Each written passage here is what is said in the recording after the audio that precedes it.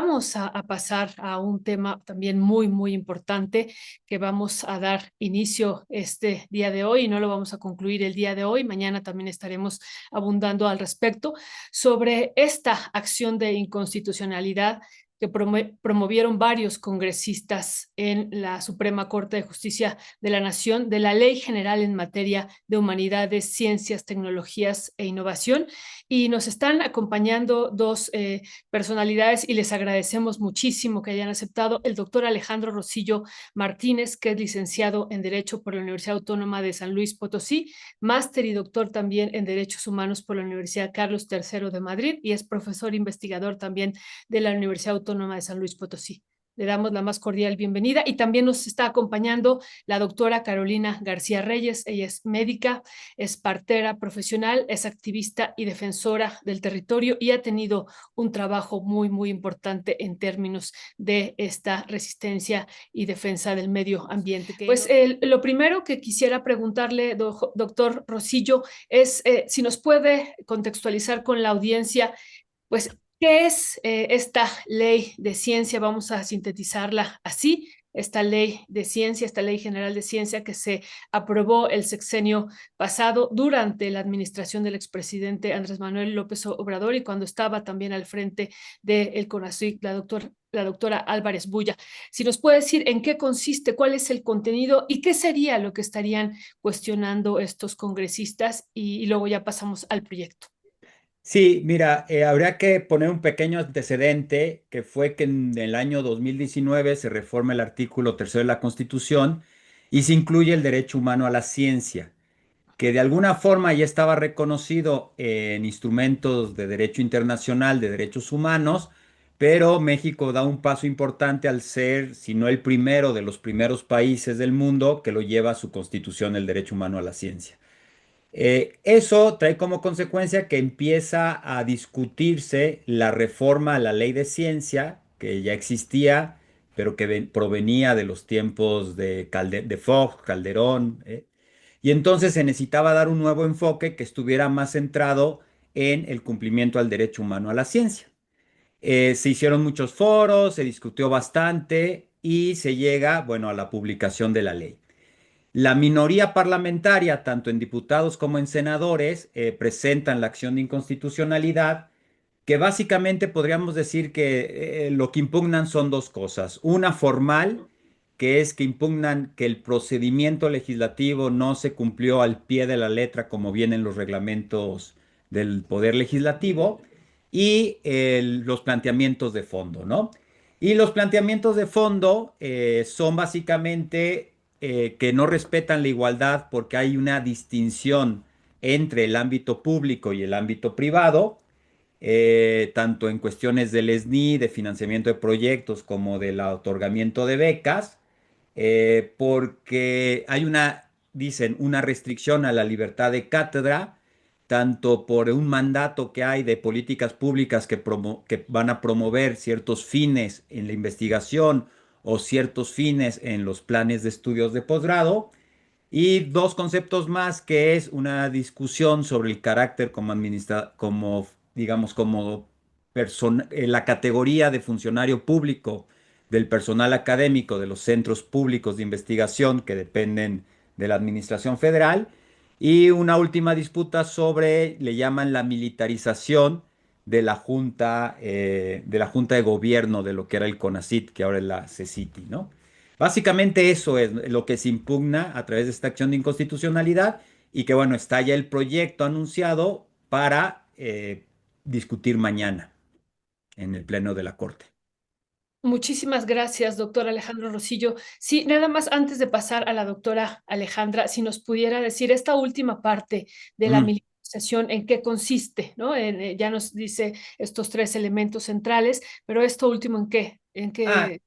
sí, consiste en que el CONACYT tenía o tiene en la ley una junta de gobierno compuesta transversalmente por diversas representaciones de diversas secretarías del Estado, y entonces en esta ley se incluye que parte de esa junta de honor pues va a tener un representante de la Sedena y un representante de la Secretaría de Marina, a la par de la representación de otras secretarías.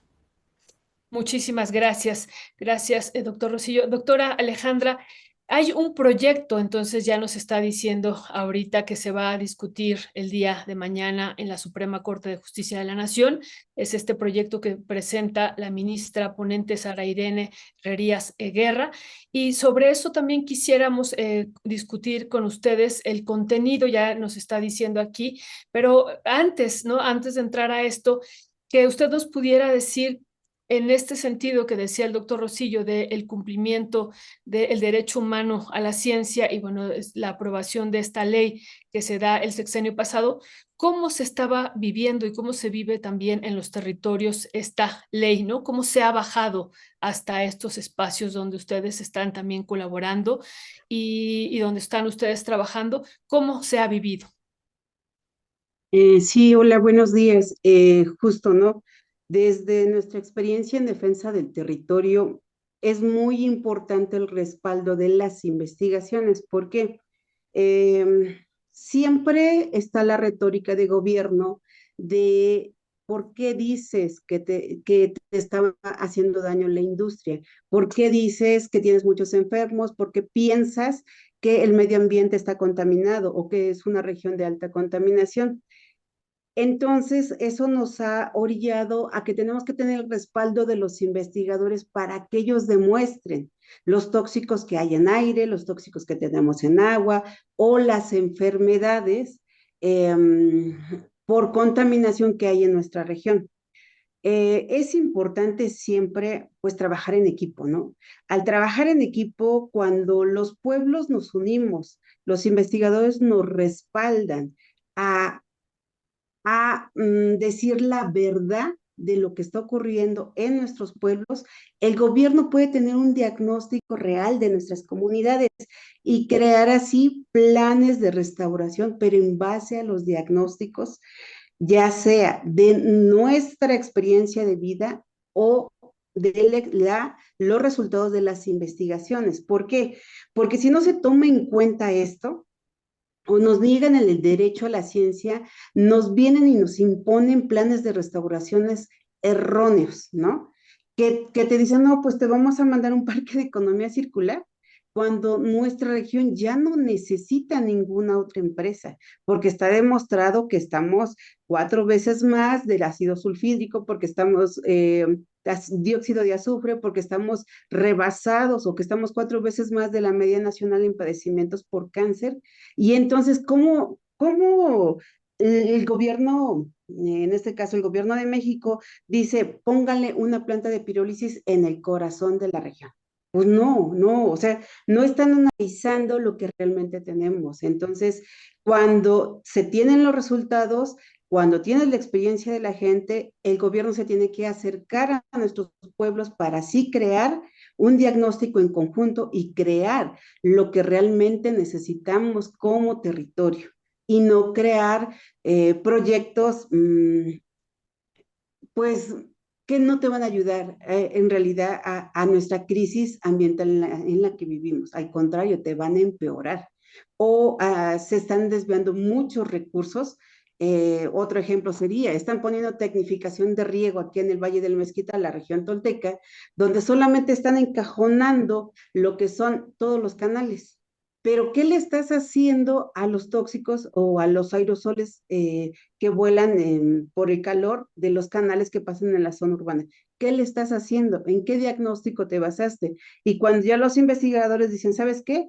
Esas aguas son muy tóxicas, deben de minimizar las emisiones. Es necesario acercarse en las regiones urbanas, ponerles el encofrado para evitar la exposición a la población y así evitar un poco las enfermedades por contaminación. Dices, bueno, ahí ya se vio un diagnóstico integral y no solamente cumplieron con su meta de venir a revestir canales. Aquí se está dando una solución integral. Pero ¿qué pasa cuando gobierno dice, no, no quiero ver los resultados reales? A mí lo que me interesa es ir a hacer una obrita pequeña y no me interesa la salud de la población. Entonces, creo yo que sería un retroceso tremendo el no aprobar esta ley, porque pareciera que estamos en los siglos de cuando se crucificaba o se quemaba en leña verde a quienes decían la verdad,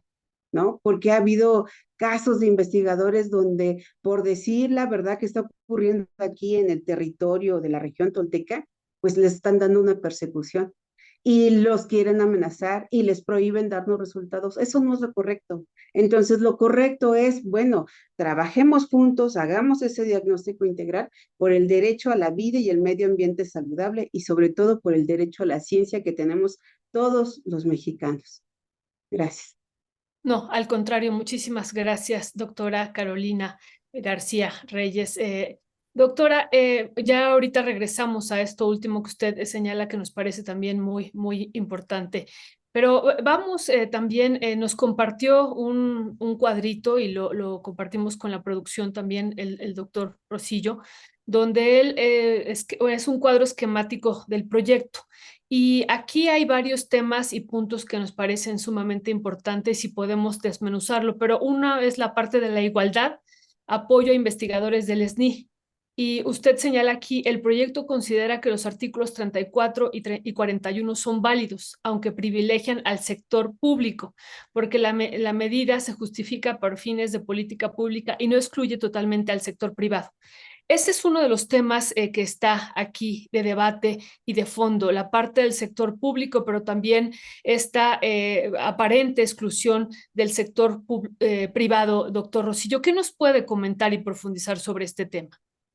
Bien, yo creo que este es de los puntos que por lo menos eran muy centrales o son muy centrales en esta acción de inconstitucionalidad, porque lo que argumentan es que la ley hace una distinción entre el sector público y el sector privado y que eso es una diferenciación que implica discriminación. En pocas palabras, dicen que a los investigadores, a los humanistas que están en instituciones privadas, se les discrimina porque no se les da el estímulo del Sistema Nacional de Investigadores e Investigadoras, ¿no? En ese sentido, es interesante toda la argumentación que realiza el proyecto de la Corte, que no me voy a meter en tanto tecnicismo, pero básicamente lo que dice es dos cosas muy importantes. Uno, que la discriminación hay que analizarla con mucho rigor cuando se trata de una de las categorías sospechosas del artículo primero constitucional, que básicamente son esas categorías que todos oímos de que está prohibida la discriminación por razón de sexo, origen étnico, etcétera, etcétera, ¿no? Y obviamente dentro de esas categorías sospechosas, pues no viene la distinción entre institución privada e institución pública. Pero aún así hay que hacer un análisis si es que esta diferenciación que hace el Estado, el legislador en concreto, es válida. Lo que concluye la Corte, y que yo estoy de acuerdo con ellos, es que efectivamente lo hacen válido porque por un lado no hay una exclusión a las personas físicas de pertenecer al SNI. Es decir, cualquiera puede de alguna manera, esté en institución privada o esté en institución pública, participar de las convocatorias del SNI y ser evaluado de lo que hace, de su producción y demás. Ahora bien, efectivamente, ya en cuestión del uso del presupuesto público, de dar un insumo, una beca, un estímulo a los investigadores, sí establece la ley que debe comprobarse actividades en el sector público, es decir, en institución pública. Ahí que dice la Corte, que eso está justificable porque es una decisión de políticas públicas donde el Estado decide fomentar los intereses públicos y el uso de de recursos ahí, ¿no? Y sin embargo, no excluye a que, digamos, el criterio para dar ese estímulo es un criterio muy inclusivo. ¿En qué sentido? En que la ley no obliga que tú tengas que ser profesor de tiempo completo, profesor de 40 horas o ni siquiera de 20 horas en una universidad privada, digo, en una universidad pública, sino basta con que compruebes una acción en el sector público. Por ejemplo, puedes ser profesor hora clase en una universidad pública, hacer investigación por tu cuenta, por decirlo así, demostrar que produces, ser evaluado en el SNI Y por esa actividad en el sector público de 1 hora clase, por ejemplo, puedes recibir el reconocimiento de la universidad pública y recibir, por lo tanto, el estímulo. Y fíjense, y ya hablando en términos de progresividad, el criterio que tenía antes la ley era un criterio mucho más restrictivo. Tenías que tener la plaza de tiempo completo en la universidad para que te dieran el estímulo de investigador. Ahora es muchísimo más abierto porque permite que investigadores que no han logrado tener una plaza de tiempo completo, pero que tienen actividad en el sector público dando una clase, colaborando en un proyecto de investigación, puedan recibir ese estímulo, ¿no? Entonces, y además lo que sí también dice la Corte es que la diferenciación entre lo público y lo privado no se refiere a personas físicas, sino a personas morales, es decir, identificar. Y esto yo creo que con un fin bien preciso, que no se utilicen recursos públicos para financiar actividades privadas que no responden a los intereses públicos. Y yo creo que ese es el eje principal de la ley, decir, vamos a cumplir con el derecho humano a la ciencia. Y el derecho humano a la ciencia, como bien dijo la doctora, es un derecho humano que le llamamos habilitador. El derecho humano a la ciencia se justifica porque ayuda a garantizar otros derechos humanos. Entonces, ¿qué tiene que hacer el Estado? Pues el Estado tiene que meter recursos en la investigación de investigaciones que nos ayuden a comprender la realidad para llevar esa realidad al cumplimiento de los derechos humanos. Entonces, ¿qué necesitamos en México según esta ley? Pues investigaciones que nos digan, como bien dijo la doctora, cómo está la contaminación en el país, qué tipo de modificaciones tenemos que hacer para que, pues para satisfacer los derechos humanos, ¿no? El derecho humano al ambiente sano, el derecho humano a la salud, el derecho humano a la alimentación, etcétera, etcétera. Esa es la investigación que por mandato constitucional necesita promover o tiene obligación de promover el Estado. Que eso no significa restricción a la libertad de cátedra. El Estado no está prohibiendo ningún tipo de investigación. Lo que sí dice la ley es que los recursos públicos tienen que ir a investigaciones de interés público, o en otras palabras, a investigaciones que nos sirvan para cumplir y garantizar derechos humanos, no investigaciones que más bien nos lleven a violar derechos humanos, ¿no? Que luego es lo que había pasado en los regímenes anteriores, que pues las investigaciones acababan justificando la depravación del medio ambiente, el robo de los territorios de los pueblos originarios, etcétera, etcétera, ¿no? Entonces, en ese sentido, pues creo que desde mi opinión es correcta digamos, el sentido del proyecto que va a dar la Corte, que se vota mañana en la Corte. Sí aclararía que siento que le faltaría una profundidad de argumentar más el derecho humano a la ciencia. Hace argumentaciones de otro tipo, bastante valiosas, pero sentiría que en un tribunal de carácter constitucional siempre es bueno dar interpretaciones que nos ayuden a profundizar, expandir un derecho humano tan importante como el de la ciencia que está en el tercero constitucional. Perdón, ahí, doctor, ¿se refiere usted al proyecto o a la ley? Al proyecto, Al al proyecto. proyecto. Sí, no, Perfecto. la ley en realidad lo que hace es sí establecer criterios relativamente claros de políticas públicas que van encaminadas a cumplir con este derecho humano a la ciencia. El proyecto de mañana, que se vota mañana, el sentido creo que es muy correcto. Pero bueno, yo echaría de menos que a veces en una sentencia constitucional, pues siempre es muy rico ver que los tribunales constitucionales amplíen el contenido del derecho humano a la ciencia o de un derecho humano, sobre todo de un derecho humano que esté en pañales en nuestra teoría constitucional y que bueno, esta era una oportunidad para irle dando mayor cuerpo y mayor sustancia. Muchísimas gracias, doctor Rosillo. Y doctora Carolina García, en esto también que ya usted estaba exponiendo y que ahorita el doctor también lo teje, ¿no? En este derecho humano a la ciencia y la parte que él menciona como habilitador, ¿no? Que garantiza otros derechos humanos y él mencionó algunos y agregamos también el derecho al territorio, al desarrollo, al medio ambiente sano, al agua y podríamos ahí hablar de muchos otros derechos, ¿no? Yo vuelvo a esta pregunta y a este desarrollo que usted estaba haciendo diciendo, esta ley que fue aprobada el sexenio pasado, ¿cómo garantiza esos otros derechos humanos ya directamente en el territorio?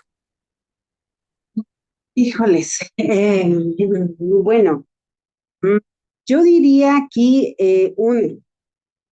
tienen los resultados, saben que está mal nuestro territorio, que tenemos mal el agua, que tenemos mal el aire, que la industria está desechando sus tóxicos en nuestros ríos, que no hay una reglamentación. Está con nuestra, yo le digo así, con nuestra ciencia de Guarache o nuestra experiencia de vida, lo hemos hablado y lo hemos denunciado. Vienen las investigaciones y dicen, ¿sabes qué? Sí, aquí está mal. Sí, tienes en tu territorio 13 pozos de agua mal, donde tienes arsénico, donde tienes plomo, donde tienes cromo y diferentes sustancias, ¿no? Y ahí se entendería, o lo que nosotros necesitamos es que el gobierno dijera, ok, vamos a buscar potabilizadoras para garantizar el derecho al agua que sea viable para tomar. Pero ahí viene un quiebre, ¿no? De que desde el 2022, que ya saben que nuestros pozos de agua están mal, no se hace nada. Entonces, por eso es difícil contestar esta pregunta, perdón, porque dices, ¿cómo te puede garantizar? Pues, ¿cómo puede garantizar? Pues justo tomando en cuenta las investigaciones, los resultados de ellos, las investigaciones de las universidades independientes, para que así se nos garantice a los pobladores el derecho de un agua sana, ¿no? Entonces, yo creo, no lo sé, a veces al gobierno le da miedo los resultados reales que se encuentran en nuestro ambiente, ¿no? Porque dices, bueno, se avanzó porque salieron los investigadores de sus escritorios y llegaron a los pueblos a levantar tanto diagnósticos por laboratorio de agua, suelo, aire, y comenzar a crear incidencia o darle esa conciencia o el nuevo lenguaje a la gente de los tóxicos. Pero cuando ya el gobierno de pronto vio de que, chis, ahora ya me están reclamando con normas, ya me están reclamando con nombres de tóxicos, eso ya no me gustó a mí como gobierno. Entonces, mejor ocultemos las investigaciones, no permitamos que salgan a flote, que nos firmen los investigadores de que no darán las investigaciones y hacemos como y que no pasa nada. Entonces, pues yo creo que tenemos que priorizar los derechos humanos en las regiones de emergencia sanitaria y ambiental, que son más de 50 aquí en el país, porque nosotros no tenemos la culpa de que esos gobiernos neoliberales hayan destruido nuestro medio ambiente y que este gobierno actual pues nos quieran negar ese derecho a la ciencia y tengamos un retroceso, pues no sé qué puede pasar si yo digo esto, ¿no? ¿Realmente es una transformación o una simulación? Porque como de pronto, sí, salgan los investigadores y díganme qué está pasando y después, no, mejor no váyanse a sus casitas, no digan nada de lo que encontraron y finjamos que no pasa nada, aunque la gente en territorio se esté muriendo. Entonces, eh, pues tu pregunta es, para mí, es muy difícil de contestar porque el gobierno no está haciendo caso a los resultados por investigaciones y que le están dando el argumento para actuar. ¿De qué se trata? Pues yo creo que ahí hay que preguntarle al gobierno cuándo va a ser lo correcto. Muchísimas gracias, doctora Carolina García. Y para ir cerrando, tenemos unos 3 minutitos para cerrar la mesa y mañana seguiremos con esta discusión. Mañana se discute ya en la Suprema Corte de Justicia este proyecto y también estaremos regresando más adelante a este tema. Hay un rubro que también nos parece muy importante, doctor Rosillo, en esto que nos compartía en este cuadro, que es la igualdad, la parte de las becas y el orden de prelación. Sobre eso nos pudiera comentar, porque hay una discusión también, ¿no?, entre las universidades, instituciones públicas, instituciones privadas y quién tiene la prelación y el orden de estas becas que se otorgan por parte del gobierno mexicano. Sí, mira, básicamente México siempre ha tenido dentro del sistema de becas, que aparte es uno de los, yo creo que los sistemas más universales o más generales de becas que hay en los países, por lo menos en América Latina y en muchos, digamos, del ámbito occidental. Siempre hemos tenido criterios, ¿no? Antes se llamaba Programa Nacional de Posgrados de Calidad y ahora se llama Sistema Nacional de Posgrados, ¿no? Entonces siempre ha habido criterios como para decir estos programas sí y estos programas no. En el antiguo, en los regímenes anteriores, hasta el mismo nombre lo decía, ¿no? Programa Nacional de Posgrados de Calidad. Y la calidad normalmente se refería a, digamos, criterios muy enfocados hacia la productividad, ¿no? Hacia el productivismo, hacia indicadores muy numéricos, ¿no? Muy cuantitativos. Y eso se transforma en el CNP más bien hacia lo que hemos comentado, que sean posgrados que estén dentro de los intereses públicos, ¿no? Entonces, darle prioridad a posgrados que sus líneas de investigación pues vayan en esto que estamos hablando del derecho humano a la ciencia, de tener pertinencia. ¿Por qué? Porque se había detectado que había habido un crecimiento muy grande de posgrados pues que en realidad terminaban siendo una forma en que el Estado financiaba negocios privados, ¿no? Porque no habían, eran posgrados que no tenían ningún interés público, ¿no? Entonces, entonces eso cabe dentro de lo que ya habíamos analizado.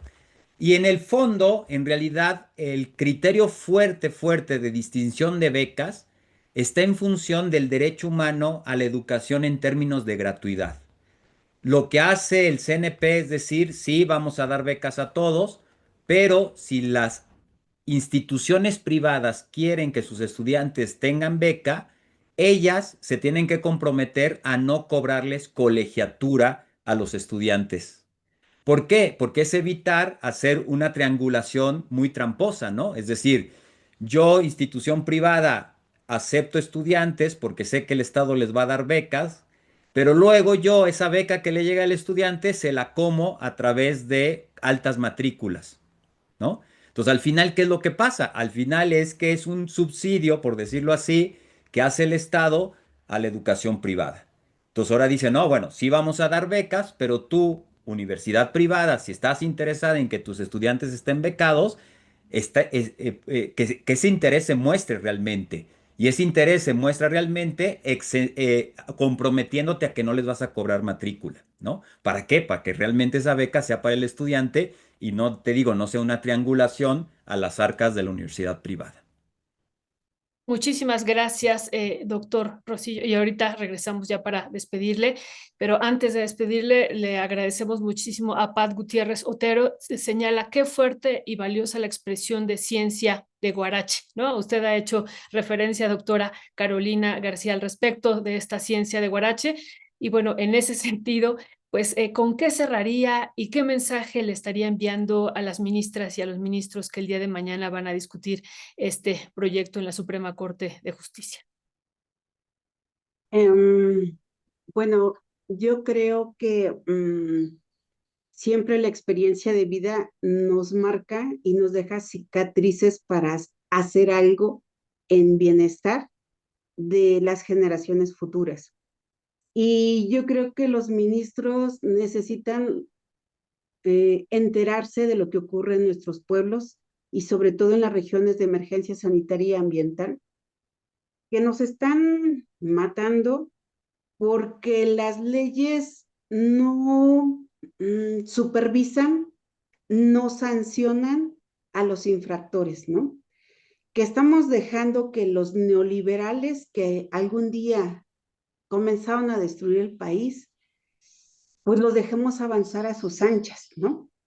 Y que seguir ofreciendo paraísos industriales no es lo correcto, que necesitamos que se nos respeten los derechos humanos y que este derecho a la ciencia es elemental para todos los mexicanos porque esto va a dar un crecimiento a México porque tenemos grandes mentes y tenemos grandes luchadores, tanto sociales como luchadores del territorio, que justo necesitan esas investigaciones que nosotros no tenemos el alcance por lo caro que es ir a medir un tóxico a un río, al agua, y que cuando hay un investigador interesado en una región, porque se está muriendo la gente, es necesario respaldarlo y apoyar.